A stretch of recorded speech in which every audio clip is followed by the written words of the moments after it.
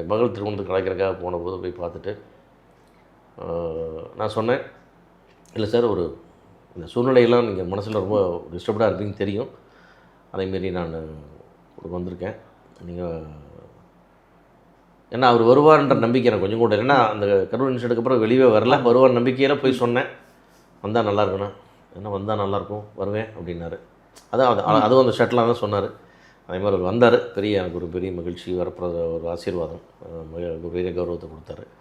அப்புறம் அதுக்கப்புறம் நம்ம எலெக்ஷன் அனௌன்ஸ் பண்ணதுக்கப்புறம் அவருக்காக நம்முடைய சர்க்கிளில் என்னென்னமா நம்ம பிஹைண்ட் த ஸ்க்ரீன் என்ன வேலை பண்ண முடியுமோ அதெல்லாம் பண்ணிகிட்டு இருக்கோம். நம்மளும் ஒரு பக்கம் படங்கள் பண்ணுறோம், தொழில் பண்ணுறோம். நம்ம ஒரு அரசியலுங்கிற போது 1000 விஷயம் யோசித்து பேச வேண்டியிருக்கு. எல்லா விதமான விஷயங்களையும் பண்ணி நம்ம தேர்தலுக்கு என்ன நம்முடைய பங்களிப்பு என்னவோ, நம்மளால் எவ்வளோ ஓட்டு கேட்க முடியும் அப்படின்ற அளவில் நம்முடைய பங்கு பண்ணோம். எலெக்ஷன் முடிஞ்சோன்னு பார்த்தீங்கன்னா எக்ஸிட் போட் ரிசல்ட்டில் நான் முடிவு பண்ணேன். அது கண்டிப்பாக பெரிய லெவல் இன்னும் கூட நினச்சேன். நான் ஒரு 150 தாண்டிடும்னு நான் நினச்சேன்.